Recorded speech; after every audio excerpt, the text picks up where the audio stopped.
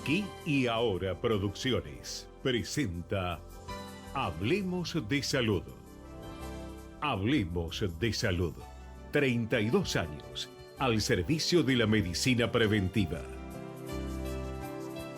Hablemos de Salud.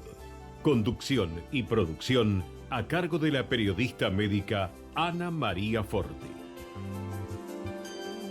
Locución y presentaciones: Oscar Di Profio. Hablemos de Salud por Ecomedios y para todo el país.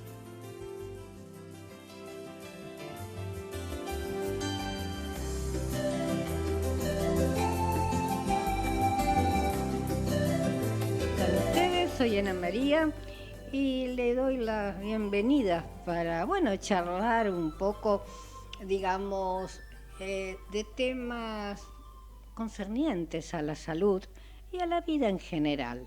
La vida nos cambió. Nos acostamos y al levantarnos teníamos una pandemia.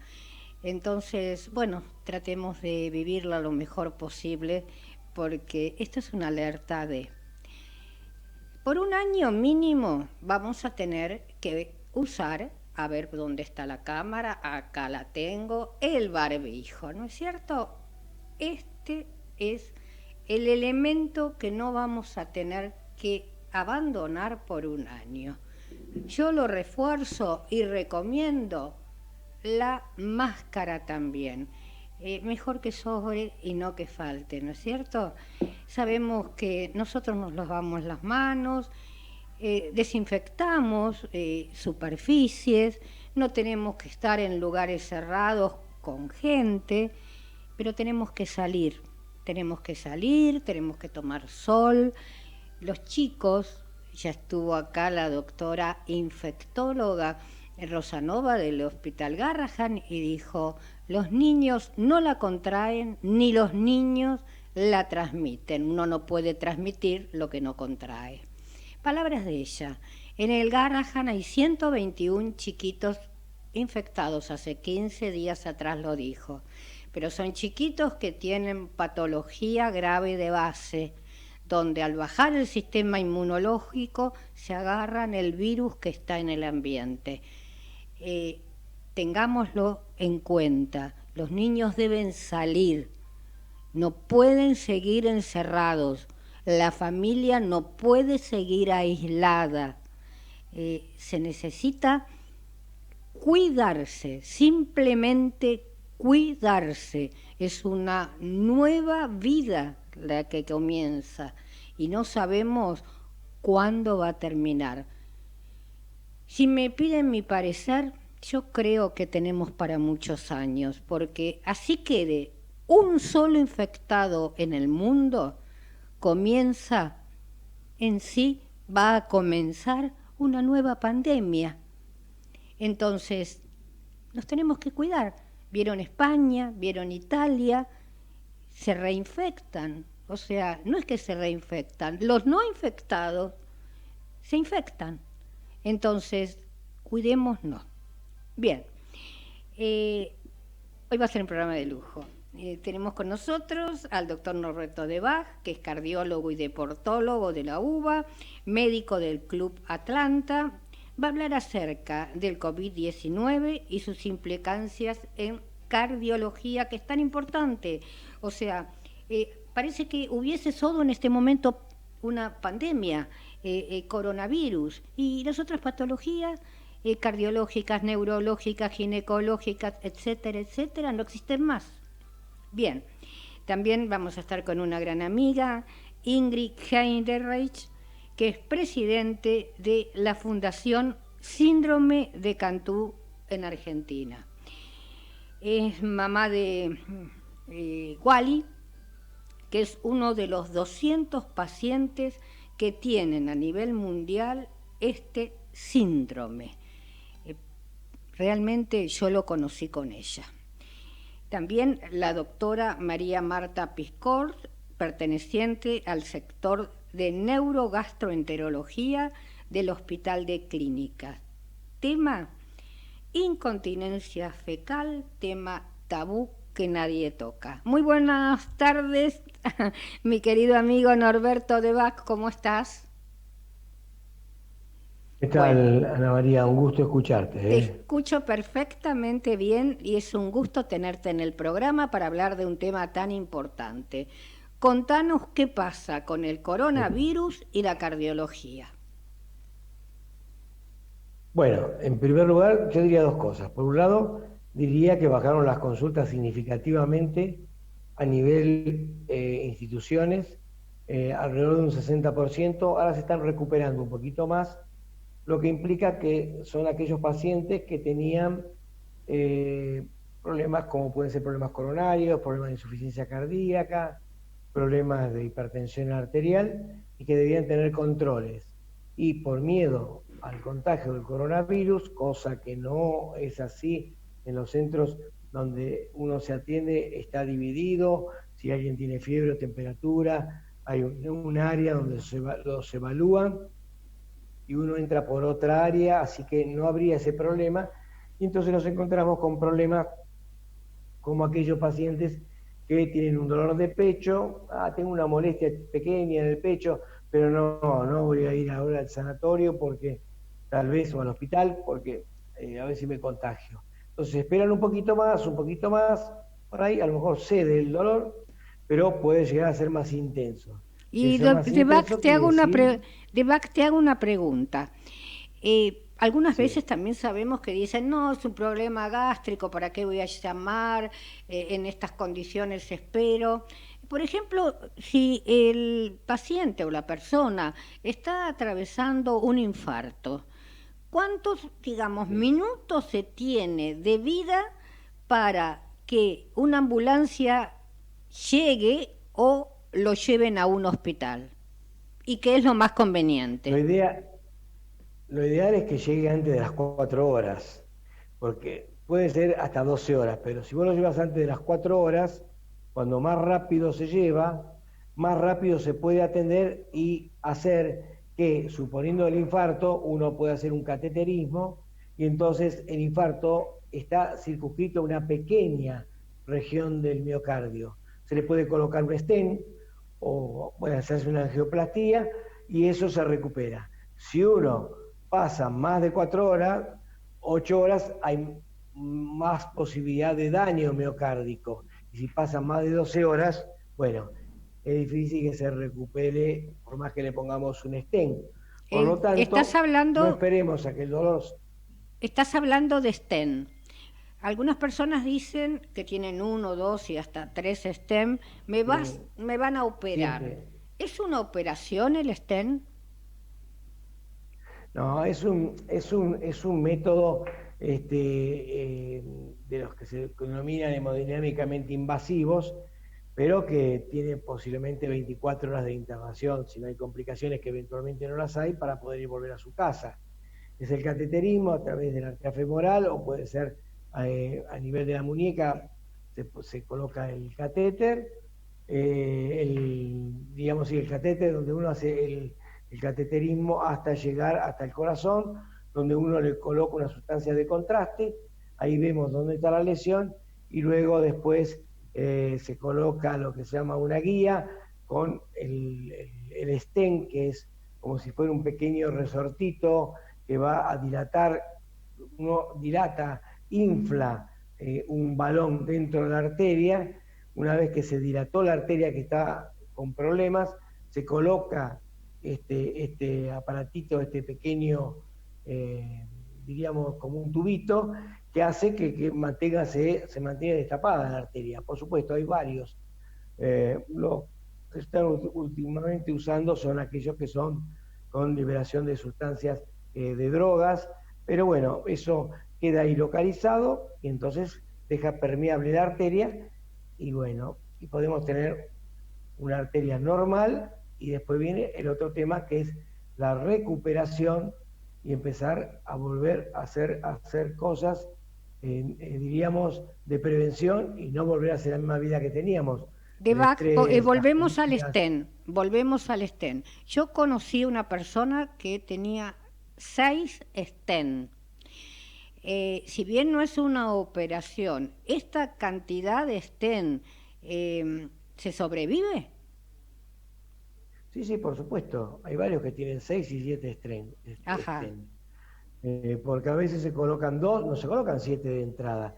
Realmente se colocan 2, a futuro, por ahí al año, 2 años, 3, puede suceder que aparezca otra lesión, se coloca otro más. No, no, se pueden colocar. El tema es que uno, para evitar que avance la enfermedad, lo que hay que hacer es tomar las prevenciones, es hacer una nutricionista que lo pueda manejar, hacer actividad física, Ujú. tomar la medicación que le dice el médico, los controles médicos, bueno, con todo eso, dejar el cigarrillo eventualmente, si fumaría, bueno, cumplir una serie de cosas que habitualmente tal vez no lo cumplía, no hacía la dieta, comía con sal y era hipertenso, era diabético y no se controlaba, y fumaba 5, 10 o 20 cigarrillos por día o más. Bueno, todos factores de riesgo que hay que corregir, ¿no? No cabe dudas. Edivac, te hago una pregunta. ¿Vos tenés colocada abierta la cámara? Porque yo no te veo. Y no te ve No, nadie, te no, escuchamos. no, Fíjate si no, la no, cámara la no, tenés tenés razón, abierta. yo estaba, espera que puedo ver si, Perfecto, perfecto. Entonces, un nosotros no segundito, tenemos que descuidar en ningún momento las otras patologías que tenemos por temor a vas a irnos a ver, un ahora sí. hospital o a una clínica eh, para un control. O sea, no podemos dejar nuestras patologías o una patología importante de base. Bien, ahora te veo.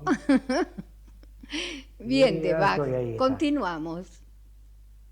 Mira, yo te decía que en lo cardiológico fundamental es corregir los factores de riesgo que tenga cada uno, porque si yo conozco mucha gente que anduvo bien, dejó el cigarrillo por 2 meses o 3 y vuelve a fumar después 1 o 2 paquetes de cigarrillo. Porque dicen de algo hay Vuelve que a comer, morir, dicen de algo hay que morir, el sí, está fumador. bien.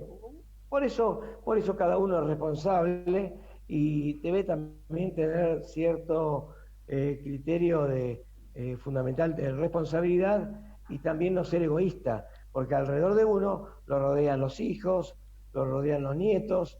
Entonces, bueno, si uno quiere disfrutar todo eso, no hay que ser egoísta y hay Aparte que son cuidarse para fumadores poder disfrutar pasivos. eso, ¿no? Las personas que lo rodean son fumadores pasivos. Por supuesto. Bueno, en general te digo, gracias a Dios, con el tema de la ley del cigarrillo, Sí. eh, vos sabías cuando estábamos se podía ir a un restaurante, no se podía fumar o había zonas para fumar. Hoy vos estás en una institución y salís a la calle a fumar. Eso mejoró muchísimo. Y te digo que muchos pacientes que fumaban dentro de la casa, hoy me lo cuentan y dice, no, no, yo para fumar no quiero perjudicar a mi familia, a mis nietos, entonces salgo al patio, a la terraza a fumar. Yo creo que hay una conciencia distinta, realmente algo que se luchó mucho y uno fue el doctor Rofo, que hace muchísimos años hizo campañas contra el tabaco y que, bueno, terminaron en el sótano del Hospital Rofo, ¿no? Sin mayor trascendencia. Pero yo creo que se tomó conciencia en la Argentina porque lo veo. Vos ves siempre que hay alguien fumando afuera y es porque seguro que no lo dejaron, no lo No lo dejaron o porque él dejaron. es responsable. Y de Así Bach, vos que sabés que a mí me eso llamó es la atención. Ahora uno tiene más tiempo para hacer otras cosas. Siempre estamos sentados en el Zoom y tampoco eso después lo podemos hablar porque me parece algo súper más nocivo. Tantas horas de exposición frente a una sí, pantalla. Y bueno, estaba viendo por TV una película y lo primero que me llamó la atención, vieja la película, 15 años, 20 años sí. atrás, que todos fumaban.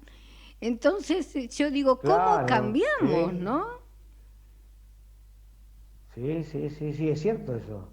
Ves una película vieja y Bien, permanentemente, bien. inclusive en la televisión argentina también, tenías una novela y también fumaba muchísimo la gente. Sí, sí, no había lo que hoy sucede, hoy es difícil que lo veas, e inclusive algo muy favorable que fue la no propaganda del cigarrillo, Exacto. las marcas de cigarrillos en televisión, ¿no? Genial. Y de Bach, por ejemplo, una persona que contrae el coronavirus y tiene una Sí, patología cardíaca, sí. ¿eso puede ser algo complicado para la persona? Mira, todo depende del cuidado que tenga. Si está aislada, no hay contacto, no hay mayores problemas. Pero en la medida que si hablamos de un hipertenso, hablamos de un diabético, hablamos de un insuficiente cardíaco o alguna otra patología, hipertensión arterial, y tiene un coronavirus, lo más probable es que pueda tener una complicación. Y las complicaciones es que no todos, pero pueden terminar internados. Y pueden terminar en una sala general, como también pueden terminar en una terapia intensiva. Hay un 20% de casos, se calcula, de aquellos pacientes cardíacos que terminaron una terapia intensiva, pues, con respirador o sin respirador, pero que necesitaron tener, por dificultad respiratoria, tener que estar internado en ese lugar. Por eso, importante es la prevención, en especial en las personas aquellas con antecedentes, no solo los que nombré, sino con antecedentes oncológicos, aquellos pacientes que están trasplantados, todos los que tienen una inmunidad disminuida, bueno, son aquellos que se tienen que cuidar un poquitito más, porque, bueno, no lo agarra bien parado, y entonces, bueno, el organismo va a depender de cada organismo cómo lo vamos a poder sacar adelante. Y las personas que tienen Por problemas su, cardiológicos, cuando uno le dice, bueno, hay que hacer ejercicio, no, yo nunca hice, ¿qué puede hacer como para, digamos, alivianar su problema?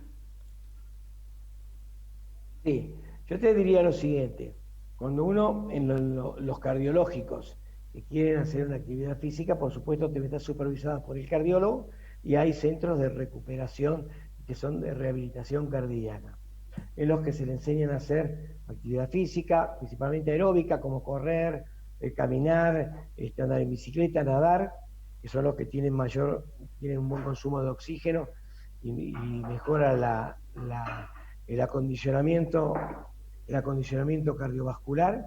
Y bueno, en ese caso es lo que recomendamos, porque la actividad física es calidad de vida. Ujú. Y realmente se ha comprobado que reduce, si uno hace, como dice la Organización Mundial de la Salud, 150 minutos de actividad física de intensidad moderada para aquellos que pueden, que son 100 pasos por minuto, serían 30 minutos por día. 5 días a la semana son 150 minutos, reducís el riesgo cardiovascular un 38%. Por supuesto, hay personas que no van a hacer 100 pasos por minuto, que es la intensidad eh, media, pero sí va a haber quien hace 5 pasos. Es suficiente para que mejore todo. Tenemos que movernos. Es lo que estamos acostumbrados a estar atornillados en una silla.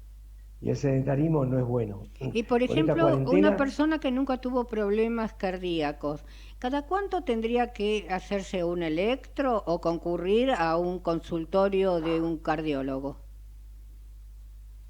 es una vez al año por lo menos una vez al año. Y aquellos que tienen riesgo cardiovascular, como diríamos, son hipertensos, son diabéticos o tienen insuficiencia cardíaca, bueno, lo que se sugiere es que, de acuerdo a lo que le diga el médico, los controle cada 3 meses, 4 meses o 5. Todo eso depende. ¿Y qué pasó de Bach en estos 5 meses? ¿Siguieron con Estos el cinco ritmo? meses, mirá, en estos 5 meses ocurrieron varias cosas. En primer lugar, te diría que la salud que tenías vos, yo y los que nos están viendo no es la misma que la que tenemos hoy. No te quepa ninguna duda. Hubo muchos factores que se modificaron. Se modificaron personas que han aumentado de peso, se calcula que 3 o 4 kilos, alguno más. Se ha aumentado el consumo de hidratos de carbono, porque todos querían hacer torta para entretenerse, y entonces los alfajorcitos, los alfajores, las masas, bueno, eso favoreció que no solamente aumentara de peso, sino que aumentara el colesterol, que la diabetes también se deteriorara, Los hipertensos podían comer en su casa, por ahí a veces trataban de evitar una comida afuera y esperaban volver a su casa, y bueno, en la casa con mucho más sal comiendo, bueno, sin los controles, hay gente que tomó menos medicación, el sedentarismo, no se movía la gente, porque como yo siempre digo, aunque sea, si uno trabaja, sería bueno, los que van en colectivo, bajar 2 paradas antes o 3, ir caminando a su trabajo, o si tienen 2 pisos o 3 pisos, subir los 3 pisos en el trabajo, y no hacer una vida sedentaria, coche, bajada, escritorio, vuelta a casa y a sentarme. Bien, vos sabés, que vos estuviste hablando de hipertensión arterial y digo que yo no pierdo oportunidad para contarles a la gente que uno de los síntomas, y el más importante, porque sabemos que una hipertensión arterial sostenida te puede llevar a la muerte por una ACV, etcétera. La fiebre mediterránea familiar, uno de los síntomas es la hipertensión arterial, y el 40 y pico % de mi familia murió muy joven. Mi papá, el más viejo, escuchen, 56 años, y por un pico hipertensivo, y nosotros decíamos, no tomó la pastillita. Entonces, yo digo que la presión arterial no es una enfermedad, sino que puede llegar a ser un síntoma de una enfermedad. Por eso, vos sabés que la hipertensión arterial se calcula en un alto porcentaje, 70 y pico %, se dice que es esencial y sin causa conocida. Y lo más probable es que pueda ser lo que estás diciendo vos, que son aquellas causas que no se investigaron demasiado, porque vos cuando tenés un hipertenso le podés sacar causas que son primarias, causas secundarias, ya sean por medicación, porque pueda tener un tumor, o porque sean distintas, hay distintas patologías que pueden producir hipertensión arterial, que están demostradas y que se pueden tratar perfectamente. Pero hay otras, como la que vos decís, la enfermedad mediterránea, podría ser una de las que se encuentran dentro de las esenciales, que son aquellas patologías, el esencial de lo que son aquellas que no tienen causa. Entonces, ¿cómo lo tratamos? Y lo tratamos ¿qué? Sintomáticamente. Tiene hipertensión, le vamos a dar una medicación, le vamos a hacer una dieta para que baje la presión, pero no sabemos por qué. Claro, entonces no se sabe por qué, aparte no se baja si no tiene un medicamento específico. Por eso yo aconsejo, y no me voy a cansar de repetir, que los médicos estén atentos, más los cardiólogos, que la hipertensión, cuando no baja con los, digamos, medicamentos comunes que para la hipertensión, sospechar en fiebre mediterránea familiar, porque nosotros venimos de Italia, de España, judíos, árabes, que armaron nuestra Argentina, que es un crisol de razas. Entonces, no podemos decir, no, es la fiebre del Mediterráneo. No, acá la trajo mi abuelo, mi abuelo. Entonces, vaya a saber, antes que mi abuelo, que no hay un registro, cuántos más murieron. Entonces, la fiebre mediterránea, uno de los más importantes que te lleva a la muerte es la hipertensión sostenida, que no lo baja ningún medicamento. Y existe realmente un análisis genético. Entonces, los médicos, si toman conciencia, pueden salvar vidas. Mira, en este momento, nuestra charla llegó a su fin, pero te pido que no te retires, porque hacia el final vamos a hacer un redondeo de todo aquello que quedó, como buena maestra que soy, en el tintero. ¿Te parece bien, de Bach? Sí, Ana María, simplemente quería sacarte un minuto nada más. Pero yo tengo que cortar ya. Por eso te digo, me cortan, porque tienen que entrar esas publicidades de la radio. Y al final no vamos a hacer el cierre, el broche de oro con todos. Yo te agradezco que me entiendas. Okay. Señor operador, ¿al corte tan pedido? Ecomedios.com AM1220. Estamos con vos. Estamos en vos. Ecomedios y los números de la suerte con los resultados de las quinielas recién sorteadas. En la ciudad, a la cabeza, 2.375, en la provincia 5.890, en Córdoba 0.954, en Santa Fe 6.966 y en Entre Ríos 3.452. Pillados por Bombonería Bombonela, la Casa del Chocolate, Corrientes 1.479. Carnes seleccionadas Benito, Tapalqué, Lisandro de la Torre, Mataderos. No cocine más, Pizzería La Posta, San Juan y La Rioja. ¿Acertó? Festéjelo con un buen vino. Vinoteca Rubí, Santiago del Estero e Hipólito Yrigoyen. Fueron los números de la suerte por Ecomedios AM 1220. Volvemos 18:30 minutos. Aunque no nos demos cuenta, el virus nos testea a nosotros. Nos pone a prueba. Demostrémosle que sabemos cómo responderle.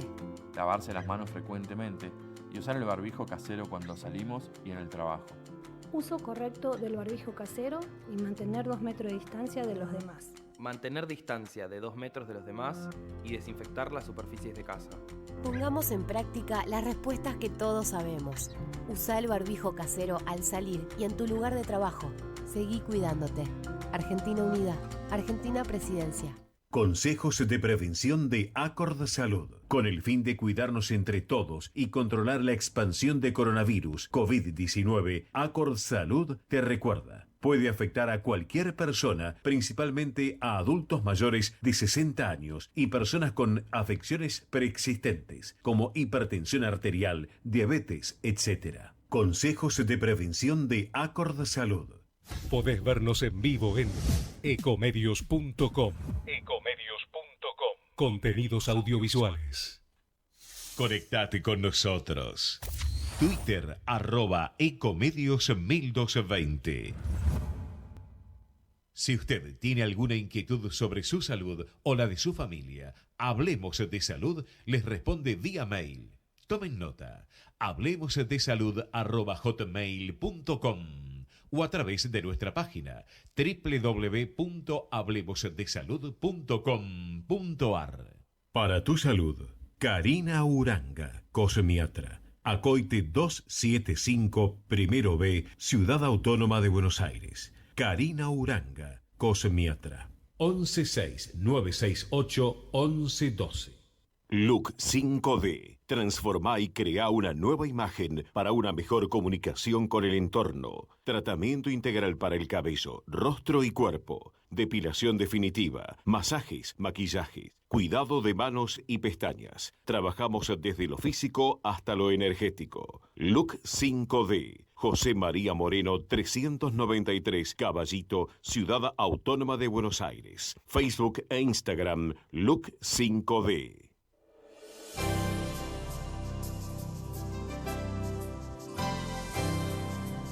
Y continuamos con Hablemos de Salud. Muy buena la charla del doctor de Baja y por ahí quedaron algunas preguntitas más.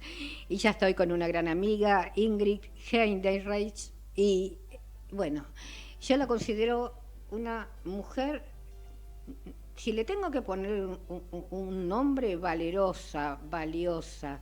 Ella nos va a contar la historia, ¿no es cierto?, por qué llegó a armar una fundación y nos va a hablar de Wally. ¿Cómo estás, Ingrid? Pero muy bien, muchas gracias, Ana María, por esta invitación. Saludos al doctor Rebag, a María Marta Piscoria, a toda la audiencia. La verdad que un placer estar acá charlando con todos ustedes. Bien, perfecto. ¿Hay algunos problemitas de audio o está todo bien, señor técnico? ¿Conexión? Bueno, vamos a ver. Contanos, Ingrid, ¿qué es la enfermedad de Cantú? El síndrome de Cantú tiene ese nombre por José María Cantú, un mexicano que lo descubrió por allá por los años 70 en México. Por eso, bueno, lleva el nombre de José María Cantú. Es una alteración genética en dos genes, el ABCC9 y el KCNJ, J8, y vamos a hablarlo en criollo para que me pueda entender cualquiera. Yo sé que los doctores acá presentes sí o sí lo van a entender.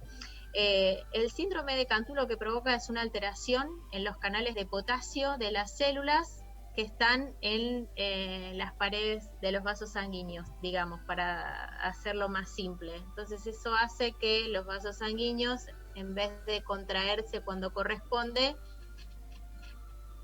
lo hagan en forma mucho más lenta de lo que debería síndrome de Cantú. Es una alteración genética, es autosómico dominante, así que quiere decir que quienes tienen un 50% de probabilidades de que sus hijos también tengan síndrome de Cantú.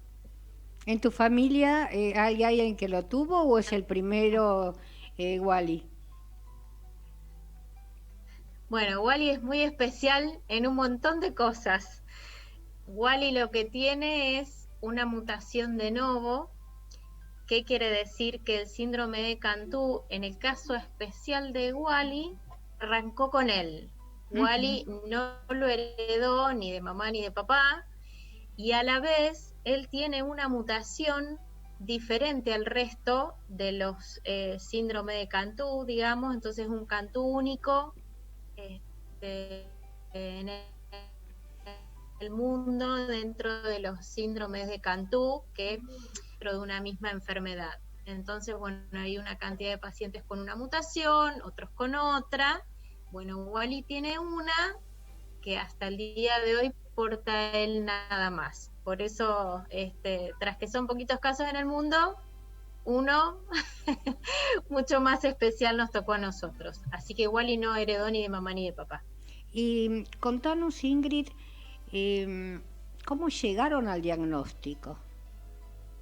Bueno, justamente la mutación de Wally lo que tiene es que es en el conjunto de los síntomas una de las mutaciones más severas. Entonces Wally tiene prácticamente toda la sintomatología del síndrome de Cantú. Entonces con Wally también pasó algo que no es lo usual. Nosotros tuvimos un diagnóstico en forma muy precoz. A los 4 meses del nacimiento de Wally ya teníamos nombre y apellido de la sospecha clínica.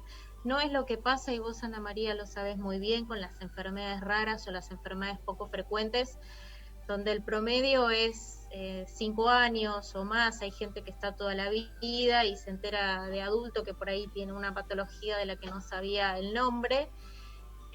Con Wally nosotros a los 4 meses supimos que él podía tener síndrome de Cantú. Entonces también eso no es lo usual, no es lo que pasa. Entonces por eso también el interés de los investigadores que se dedican a entender y aprender al síndrome de Cantú en Wally, porque es el paciente que tiene un diagnóstico más precoz en el mundo. ¿Y dónde fue tratado por primera vez? Vos sos de Entre Ríos, ¿no es cierto? Yo soy de entrerriana, pero bueno, ahora estamos en Rosario. Wally nació acá en Rosario, así que bueno, Wally nació en Maternidad Martín, acá en Rosario. Es una neo de alta complejidad del sistema público de la ciudad de Rosario, y bueno, cuando tenía 3 meses lo tuvimos que trasladar ya no era más un paciente neonatológico, sino un paciente pediátrico, así que lo trasladamos al sanatorio de niños acá en Rosario, al área de terapia intensiva, y ahí en el sanatorio de niños fue donde una genetista que estaba haciendo su residencia en genética, bueno, se le prendió la lamparita, unió todos los síntomas, decidió que esos cascos no eran de caballos, sino de una cebra, como solemos decir en la medicina, y pensó en el síndrome de Cantú, porque los médicos acá, Norberto y María Marta seguramente lo saben, para dar un diagnóstico el médico primero la piensa, la enfermedad. La tiene que haber escuchado, la conoce o la pensó. Entonces, bueno, en esa búsqueda que Lucía hizo, que se propuso encontrar qué le pasaba a Wally, bueno, pudo pensar en el síndrome de Cantú. Te tocó en suerte un profesional muy idóneo, ¿no? Porque si estamos viendo que hay 200 en el mundo, no es algo que sea común, pero para nada.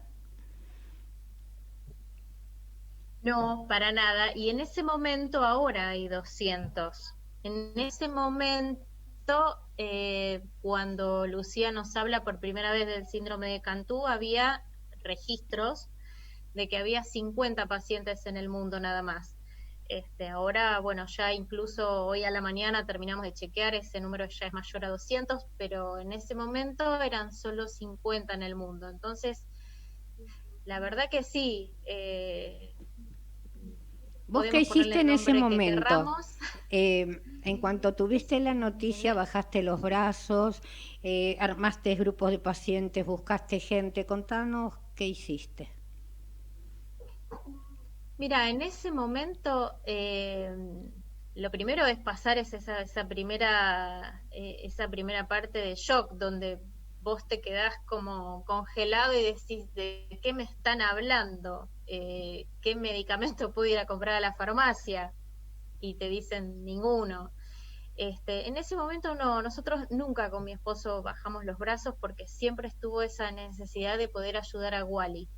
Y siempre dijimos que la única forma de poder ayudarlo a él era entender y aprender qué era lo que estaba pasando. Entonces esa necesidad de saber, decir, bueno, ¿qué tiene para poder ayudarlo? Entonces eso nunca nos frenó.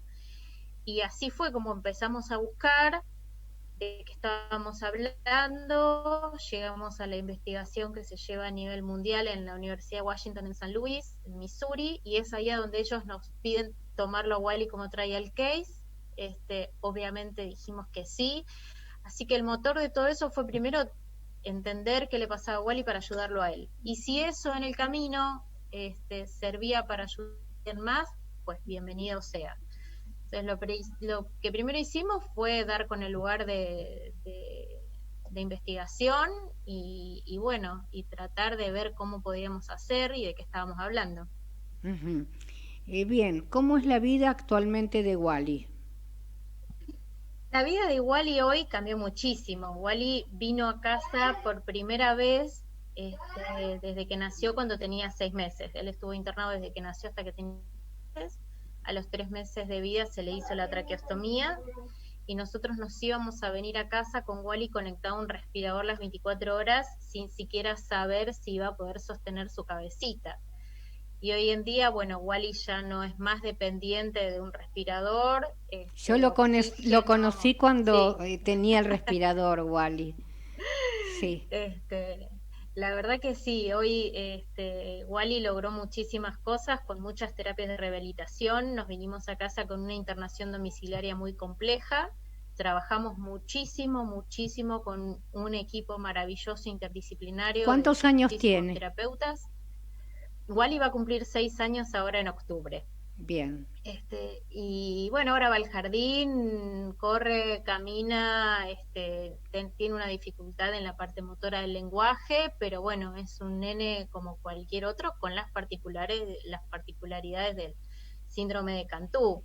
Claro, lo importante es que tuvo una madre tenaz, fuerte, y un padre también, supongo yo, porque te conozco a vos, donde lucharon y van a seguir luchando para que Wally crezca como el resto de los chicos, como está creciendo. No en todos los hogares se tiene esa suerte de la ocupación de ambos padres. Yo sé que vos te tenés que retirar. Respeto tu pedido. Dame una conclusión final. Mira, te escuchaba al principio cuando empezaste hablando de que como muchas cosas se frenaron, pero la vida no se frenó. Tenemos que tratar de seguir dentro de todo esto que nos pasa de la mejor manera posible. Tal es así que estamos las dos en el Zoom ahora con la doctora María Marta y están nuestros niños dando vuelta, cosa que antes no nos pasaba. Íbamos a ir a la radio y íbamos a estar solas con vos, cada una en su programa, y ahora estamos con la familia dando vuelta. Mira, la conclusión que yo saco es que todo nos pasa por algo en la vida. Probablemente algún día podamos preguntarle a Dios por qué, o nos demos vuelta para atrás y podamos entender. Pero mi conclusión es que uno siempre tiene que hacer lo mejor que puede con la situación que le tocó. Y y eso es, ¿no? Es apoyar la cabeza en la almohada a la noche y sentir que diste lo mejor que pudiste.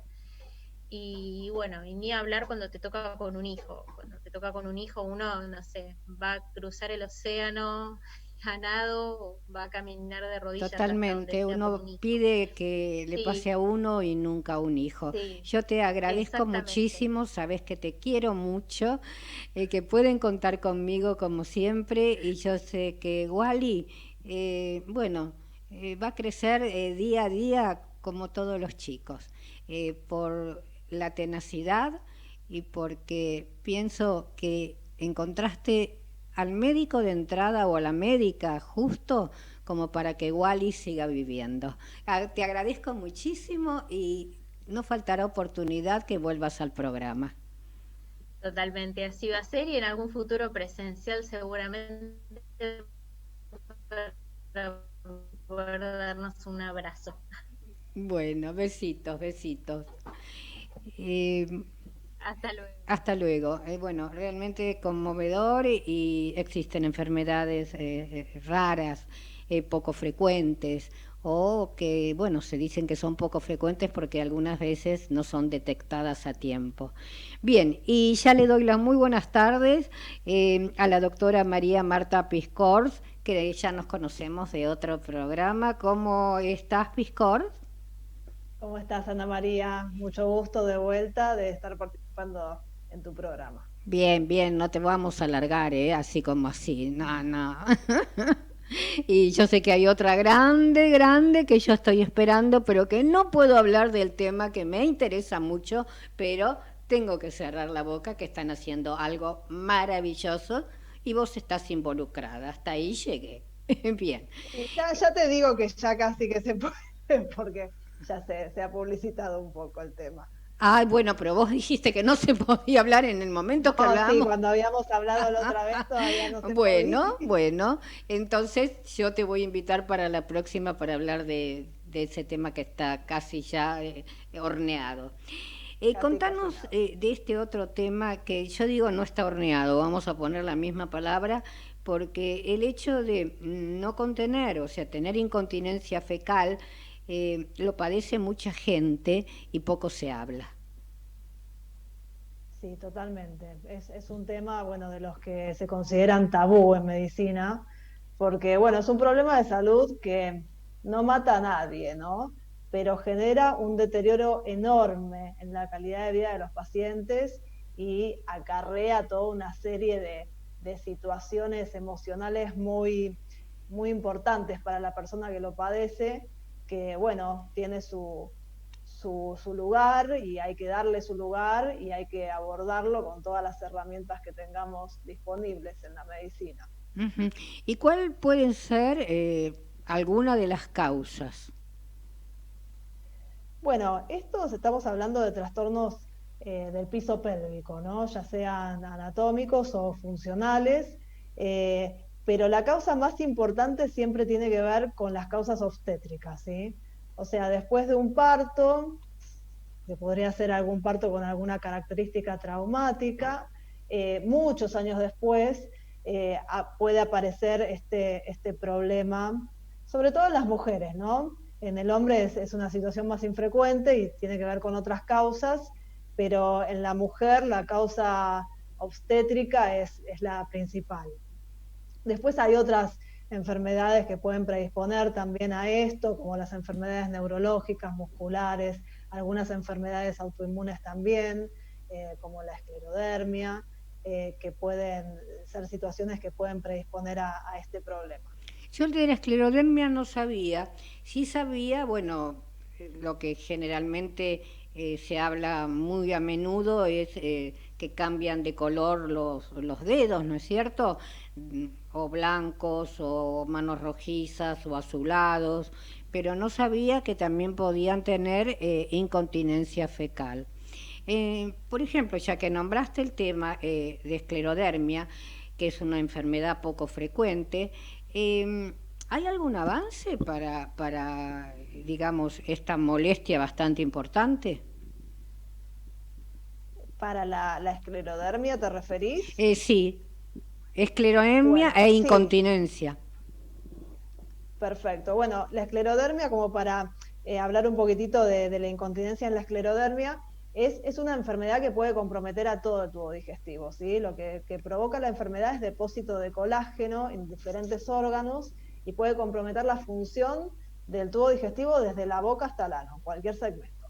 Y la incontinencia en este contexto es relativamente frecuente. Las modalidades terapéuticas en realidad son las mismas que en alguien que no tiene incontinencia, ¿sí? Que, bueno, si querés te las cuento, que se trabaja con lo que es la modulación de la consistencia de la materia fecal y con el fortalecimiento de los esfínteres anales, en principio. Uh-huh. Y, por ejemplo, ¿el síndrome de Crohn también puede producir incontinencia fecal? Bueno, la enfermedad de Crohn, que a veces puede tener manifestaciones rectoanales y además puede tener diarrea, y por cualquiera de esas dos situaciones secundariamente los pacientes pueden tener incontinencia, pero no es un problema, digamos, primario del piso pélvico, como otras enfermedades, ¿no? O sea que cada enfermedad tiene su forma de contener o su forma de medicación. Claro, esto en realidad la incontinencia fecal tiene que ver básicamente con dos mecanismos. Con la consistencia de la materia fecal, si la consistencia de la materia fecal es muy blanda o líquida, hay más chances de que no se pueda, justamente los mecanismos de contención de la materia fecal puedan fallar, y por otro tiene que ver justamente con los mecanismos de contención, ¿no? Que son los músculos del piso pélvico los que provocan el mecanismo de contención, fundamentalmente los esfínteres anales. Uh-huh. María Marta, yo allá lejos ejercí 14 años de maestra jardinera, ¿no es cierto? Y ahí aprendí cómo son los niños y las enfermedades que pueden llegar a tener, que ahora me doy cuenta, y que en el momento la mamá dice, no, al papá le pasaba, se orina todas las noches, no, a la abuelita le pasaba, juega, se distrae y no llega al baño y tiene incontinencia fecal. ¿Esto puede ser de esta manera o hay que prestarle atención? Bueno, no, la verdad que los niños no son mi especialidad, así que no te podría hablar mucho sobre cuáles son los mecanismos en niños, pero supongo que dependerá de la edad y en algún momento será como un síntoma de alarma a tener en cuenta. En los niños, en realidad, estas cuestiones tienen que ver con otros mecanismos, ¿sí? Está la encopresis en el medio, que son niños que retienen la materia fecal, entonces la materia fecal termina saliendo por rebosamiento. Seguramente en niños hay que investigar otros mecanismos que no son definitivamente lo mismo que los de los adultos, y los de los adultos mayores tampoco. Uh-huh. Y, por ejemplo, ¿qué tipo de tratamiento, seguramente es de acuerdo a la patología, se puede encontrar? Bien, claro, sí, esto requiere todo un abordaje médico, ¿sí? Por eso es importante que la persona se anime y haga la consulta médica, porque esto tiene todo, primero un algoritmo diagnóstico y después de manejo, dependiendo de lo que uno vaya encontrando, ¿sí?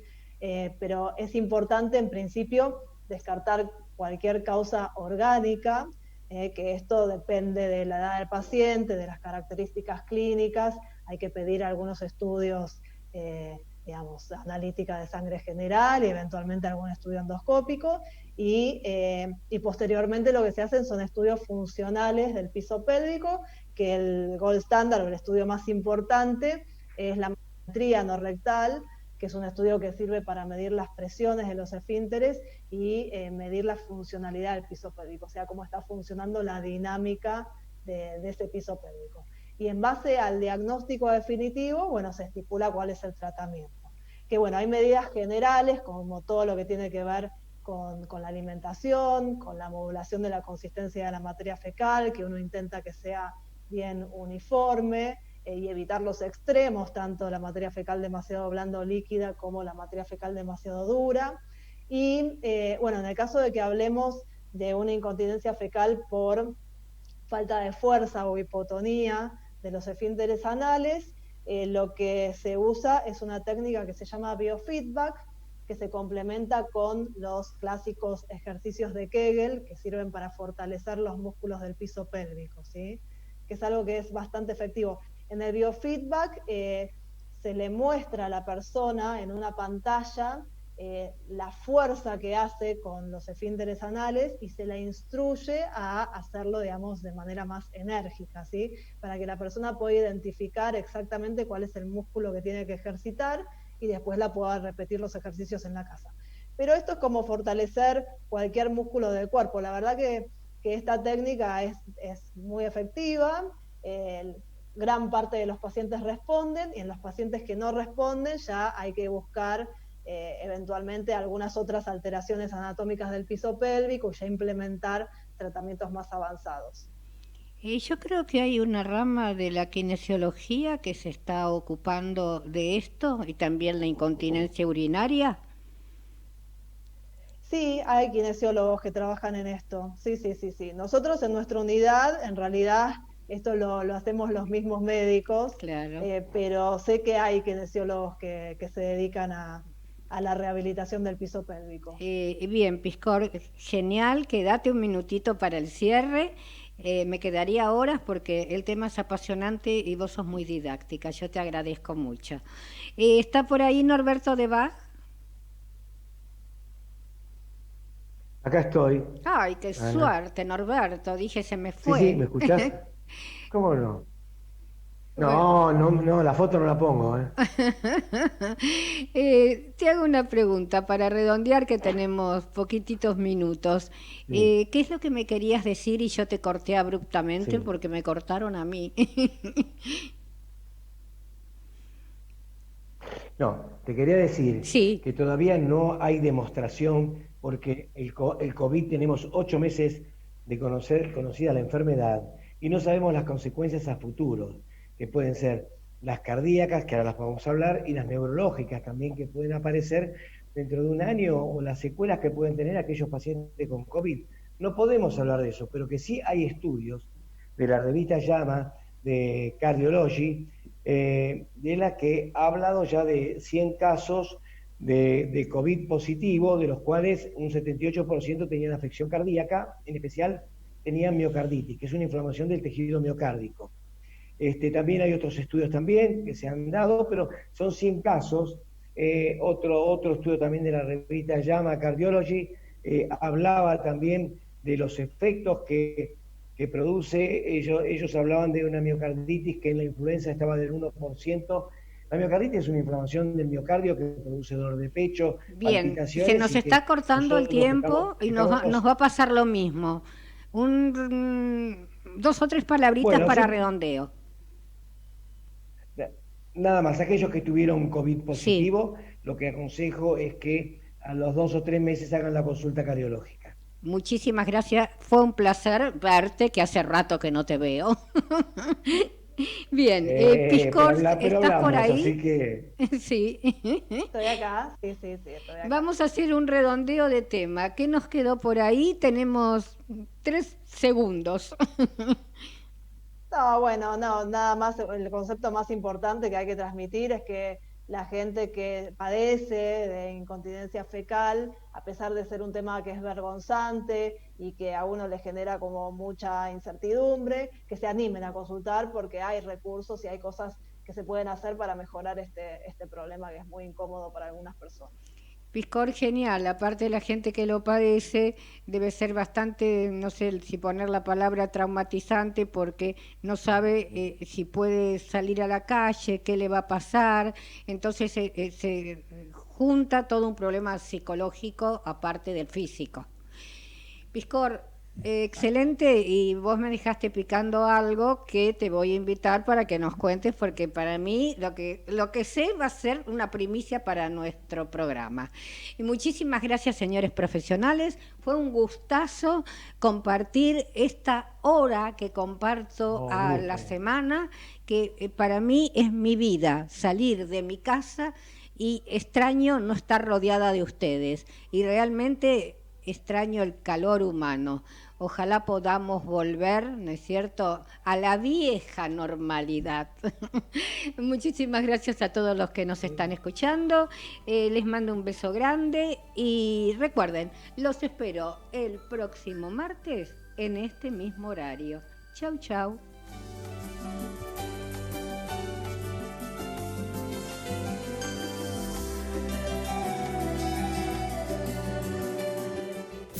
Desde Buenos Aires, transmite LRI 224, AM 1220, Ecomedios.